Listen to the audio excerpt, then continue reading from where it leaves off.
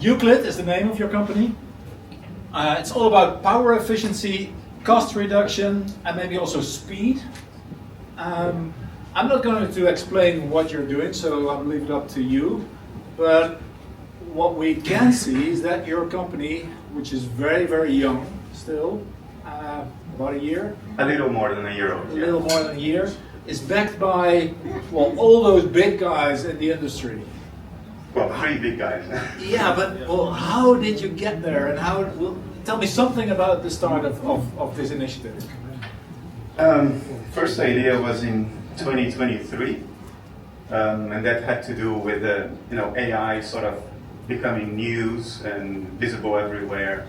And we saw that there was a lot going on in the US, a lot going on in China, and nothing going on here as far as data center AI is concerned. Because that's your expertise. Yeah, we do data center AI. Of course, there is innovation here too on the edge, but the core innovation of AI is in data center. You know, the scaling laws show that true intelligence comes with very large models, that those happen in data centers. Exactly. And then we thought, and I remember sort of looking for someone to blame.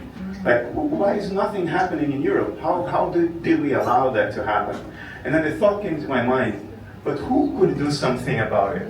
And I realized, well, it's people like me and the people I know. Yeah. So you have a responsibility. Yeah, that's how it started. Yeah. And the investors basically, they're all our friends. I mean, it's almost because you have a past together? Yeah, Peter Wenink has been my boss now for 20 years. Peter Wenink from ASML? Former CEO of ASML. You worked for ASML? I worked for 15 years for ASML.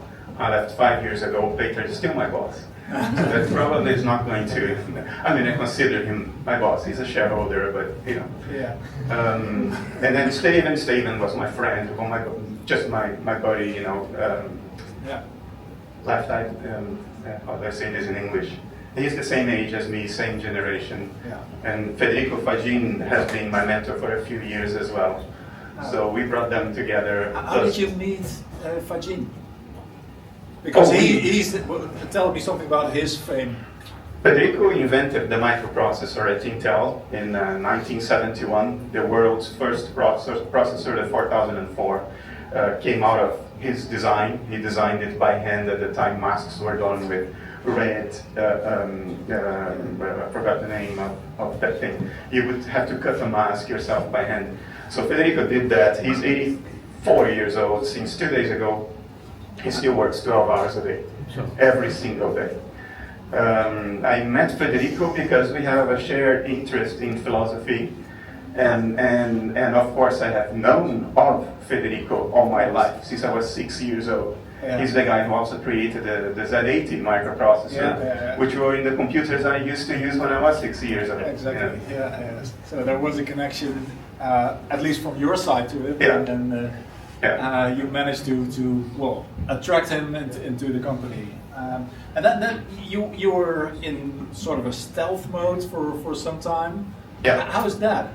Not being visible to the world, but working hard and Well, before you have anything to gain from letting the world know that you exist, you just don't let the world know that you exist. You have nothing to gain from that, right?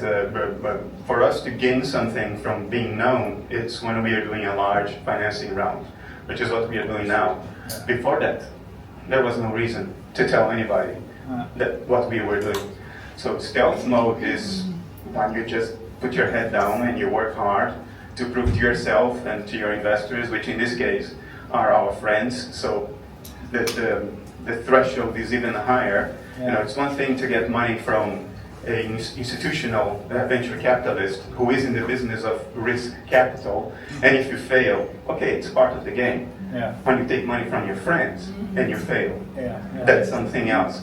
So we were essentially in stealth mode for many months, proving to ourselves that we had something before we even took money from our friends. And then we still stayed in stealth mode for as long as it didn't give us anything to be in the news. And then that moment came.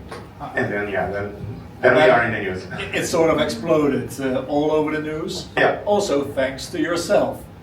because, well, I wrote the word down, LinkedIn bragging, because if, well, some of you are on LinkedIn and, well, you're into the semiconductor business. Tongue-in-cheek, right? It's a bit tongue-in-cheek.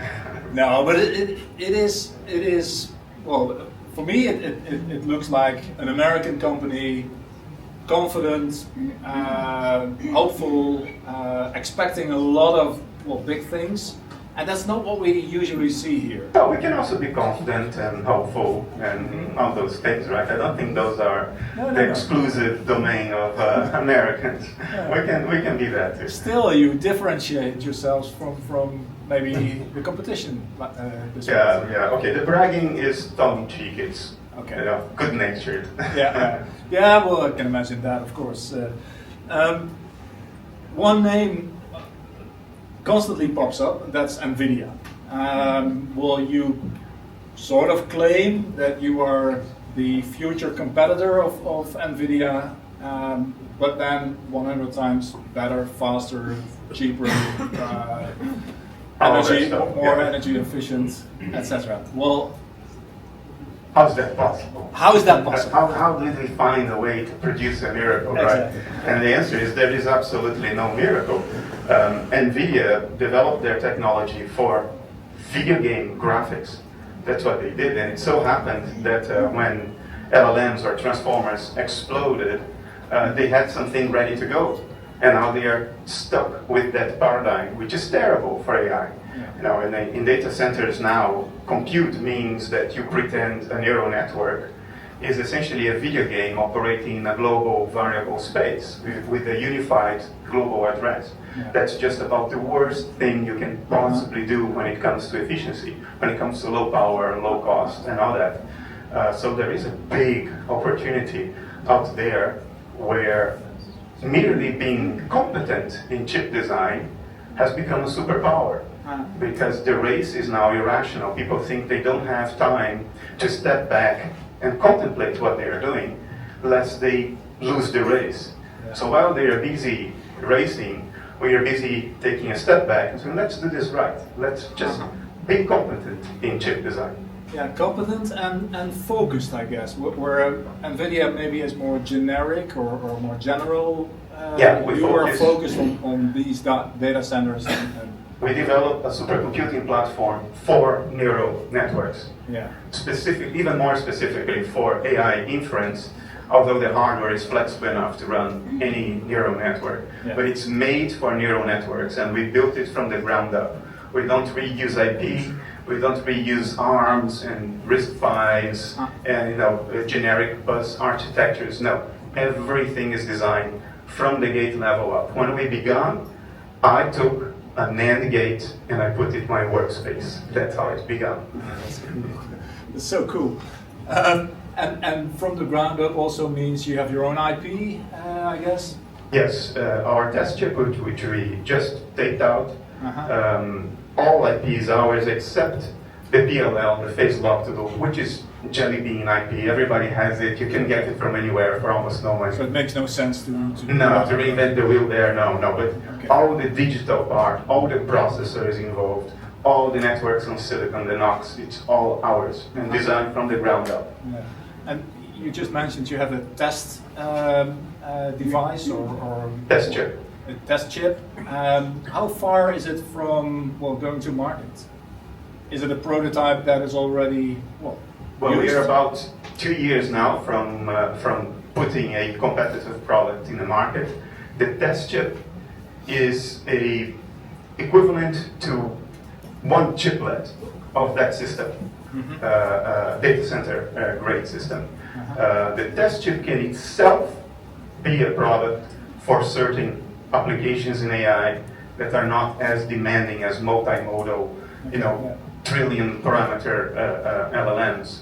But we will still call it a test chip for now. Until second notice, it's just a test chip.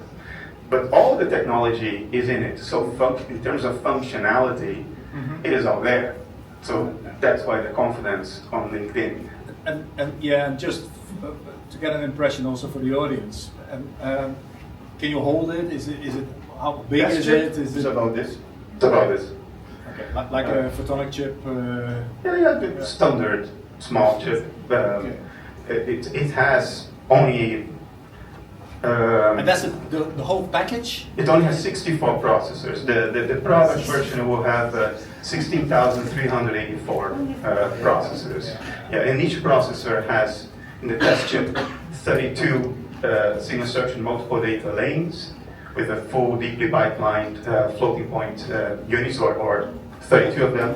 For the product, we would double that. So it would be 64 SIMD lanes and then 16,000 processors, each with the 64 lanes. Just to get away from the deep tech for a moment, how is it possible that only men can do this? That's not, question, I dispute the premise of your question. This question is obviously here because if you look at their website, there's the whole team. I think it's about 20 people, but people is men. Why? We had a few hundred applications for jobs. There was precisely one woman in those applications. So I throw the question back to you guys. How is it possible that out of a few hundred applicants, there was one woman? We were also sort of mind-boggled. It's not a goal in itself. Of course not. If anything, to the contrary. Yeah, but it's strange. It takes so much time. It takes so much effort to change this. Do you see, well, a responsibility or a role for companies like yours? I think, well, the responsibility is with every company. Yeah. Of course, you have to do that while you are trying to bring up a business from the ground up, and it's very difficult to address your short-term business needs and still do something meaningful about that. Yeah. That is a challenge. And you're also focused on well, building your devices, of course. Yeah, I would say, well, I think the responsibility lies with the companies, of course, but also with education. If there are more female graduates coming out, they will, of course. In marketing, there are lots of women. Yeah, the Euclid today has exactly one FTE overhead. Yeah. That's me. Everybody else is an engineer. Yeah, okay. I have one last question. You're located here in the Brainport, Eindhoven region. You're proud to be European. You also brag, sorry for that again, about being European as opposed to companies that are acquired by American money. How important is this? How important is the region or well, Europe as a whole? Well, the original dream was to do AI in Europe, to have Europe play in that space. Yeah. Of course, when you have a business and you are spending other people's money, you have fiduciary duties as well, and you have a responsibility towards the company. And that may put us in a situation where we must follow business sense as opposed to our original dream. Yeah. But the dream remains the same. But where is the border of the dream? Because when well, some investor, somebody with a lot of money from the United States or from anywhere in the world comes to you and says, well, maybe it's better to stop being European. Yeah, that's a situation we may have confronted already, may be confronting right now. It's exactly part of the game. Yeah. You're raising money now. We're raising money now. Yeah. Well, very curious. This. But the dream stays the same. I cannot control the world in order to make sure the dream will come true. The dream doesn't depend on your alone, on you. Well, the dream does. I can dream, right? I can still dream whatever I dream, but I cannot, on my own, guarantee that the dream will become or will remain true. Yeah. But I definitely will do the best I can within the boundaries of what is allowed or required of someone in my position. Yeah, as Bert-Jan said, we expect a lot from you for the next years, but also we wish Europe a lot of Euclid. It's my wish. Thank you. My wish.